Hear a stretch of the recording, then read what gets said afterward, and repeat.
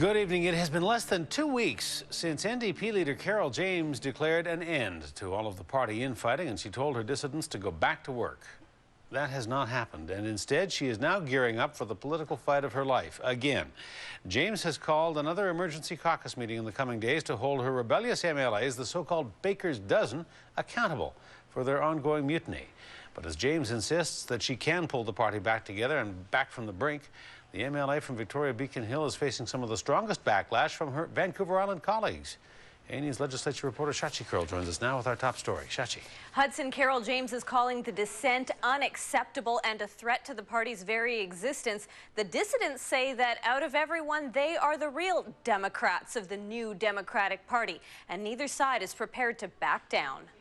It goes without saying that these have been challenging times for New Democrats and challenging times for myself.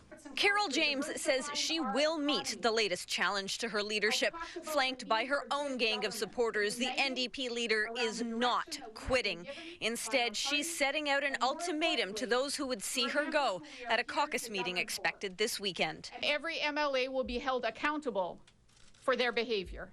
That behavior, weeks of party infighting, subversion, and calls for her to quit. It started in October with MLA Bob Simpson being bounced from caucus and hit a peak November 19th when caucus whip Katrine Conroy quit her post. I'm leaving because I no longer have the support, trust, or confidence of the leader or the full caucus. That led to a showdown the next day at a meeting in Victoria of the NDP executive. Yellow scarves meant you were with Carole James. No scarves meant you weren't.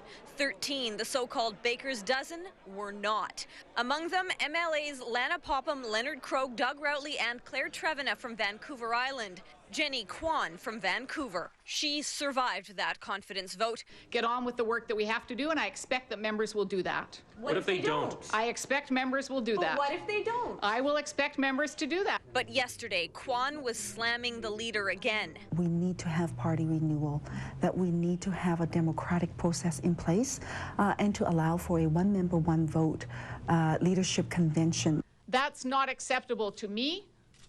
That is not acceptable to our party. That is not acceptable to the majority of our caucus. With her job very much on the line, James is telling her dissenters to own up, shut up, or get out. Are we going to continue the kind of infighting and disintegration that we are seeing? Or are we going to stand up and show British Columbians that we are ready to govern? But as those words are being spoken, dissidents are pushing back. I don't think it's really the language of conciliation. I can say that. As far as holding me to account, I'm accountable for what I've been doing. I don't see how expressing my feelings on an issue would cause me any distance from the party that I represent. What happens next? Will those dissenting MLAs step out or be kicked out of caucus and form their own party? I'm not going to speculate on that. What I'm working for is positive change within the party. But there is plenty of speculation going on over whether Carole James can really stare down her enemies, and over whether her enemies, in trying to bring her down, will destroy the party itself. So, Shachi, the dissidents are calling for a leadership convention, but who do they want to lead the party instead? That's a great question, Hudson, and it really doesn't have an obvious answer. The dissidents won't say if there's any among them who would rather take on that job. I've asked them directly, and they won't name any potential successors, even from outside the party. They do say that if Carole James reapplies for her job and wins through that membership and leadership convention, they will accept the will of party members. But without a challenger, who else are party members going to vote for, Hudson? That is what Carole James's camp is saying. All right, Shachi Carole reporting. Shachi, thanks. You're welcome.